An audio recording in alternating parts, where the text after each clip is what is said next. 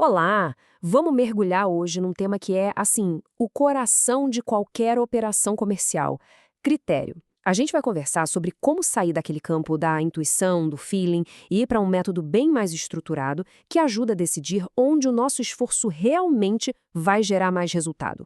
E para começar, já vamos direto ao ponto com uma pergunta que, olha, define tudo. A rotina comercial está só ocupada ou está sendo produtiva de verdade? Sabe aquela sensação de estar sempre correndo, mas sem sentir que está avançando? Pois é, a ideia aqui é justamente entender como a gente transforma essa correria em resultado concreto, em algo direcionado.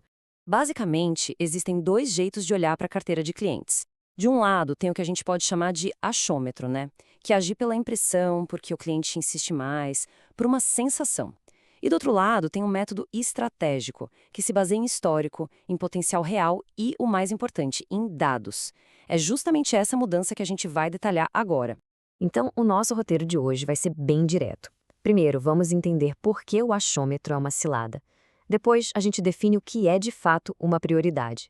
Em seguida, vamos ver um método de análise, como a gente transforma essa análise em ação de verdade e, para fechar, o impacto que ter essa disciplina toda traz para a operação. Bom, vamos lá, chega de achômetro. Porque gerenciar uma carteira de clientes, no fundo, é fazer escolhas o dia inteiro. E essas escolhas não podem, de jeito nenhum, ser feitas com base em achismos. E a ideia principal é essa aqui, ó.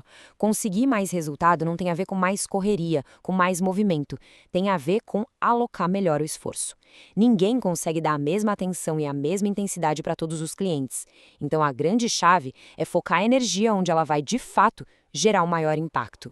Mas afinal, o que significa priorizar no dia a dia comercial? Significa ter clareza. Clareza para decidir onde investir o nosso recurso mais precioso, que é o tempo. É saber onde vale a pena gastar energia para desenvolver um mix de produtos, onde focar para reativar um cliente antigo e, algo super importante, saber também onde a gente precisa conscientemente reduzir o esforço para não ficar se desgastando à toa.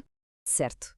Se a gente precisa priorizar, a pergunta que vem em seguida é: tá, mas o que é de fato uma prioridade? Que cara tem esse tal de cliente estratégico na prática?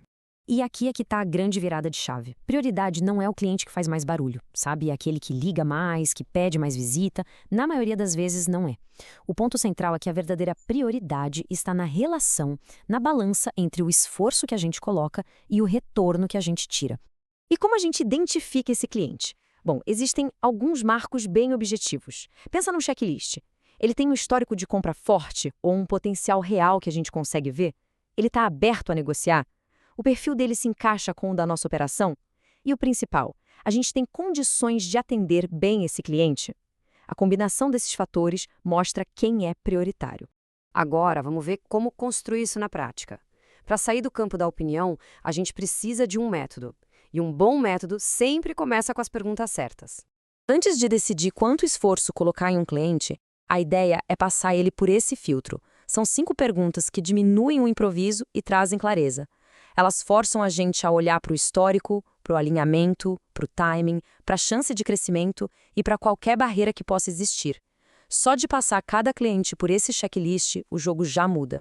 Mas claro, só analisar não adianta. Depois de responder a essas perguntas, o passo seguinte é o mais importante: transformar essa leitura em uma ação concreta, numa direção clara para o dia a dia. E a ação vem através da classificação. Com base nas respostas, cada cliente da carteira pode ser colocado em uma dessas 5 categorias. Atacar são os que têm sinal verde para crescer. Manter aqueles clientes estáveis que têm recorrência. Reativar os inativos que têm chance de voltar. Monitorar os que têm alguma barreira no momento, então exigem paciência. E descartar aqueles onde o esforço já não se justifica. Isso aqui vira um mapa de ação. Vamos ver uns exemplos práticos. Olha só. Cliente saiu por preço e busca uma operação informal. Qual é a leitura aqui? O perfil está desalinhado. E a direção? Reduzir o esforço para não investir energia onde claramente não vai ter retorno. Outro caso. Cliente tem um contrato ativo com outro fornecedor. Não adianta ficar insistindo agressivamente, certo?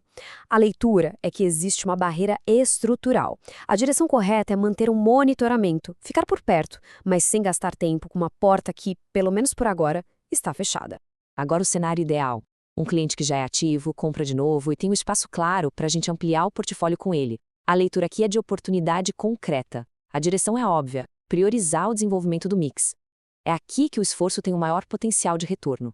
E para fechar os exemplos, o caso da reativação. Um cliente que já foi bom, parou de comprar, mas por um motivo que pode ser revertido. A leitura é que a reativação é possível.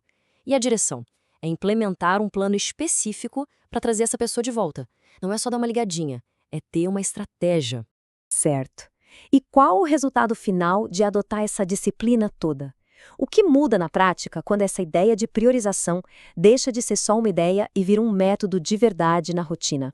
A primeira e talvez a maior mudança é de mentalidade. O profissional deixa de ser um mero executor de visitas para se tornar o gestor da sua própria carteira. Isso significa conhecer o histórico, mapear riscos e, o principal, conduzir a carteira com intenção estratégica. E os resultados práticos vêm junto. A equipe acaba tendo menos tempo improdutivo, muito mais clareza do que fazer no dia a dia, e as visitas se tornam mais consistentes. O aproveitamento da carteira aumenta muito e com isso vem mais autonomia, mas claro, também mais responsabilidade. No fim das contas, o objetivo vai além de simplesmente vender mais.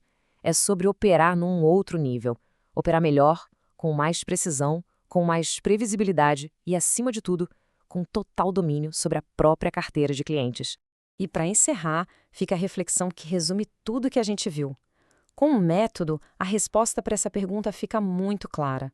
A gestão deixa de ser uma reação aos pedidos do dia a dia e passa a ser uma condução ativa, inteligente. A questão é: quem está no controle? O gestor ou a carteira?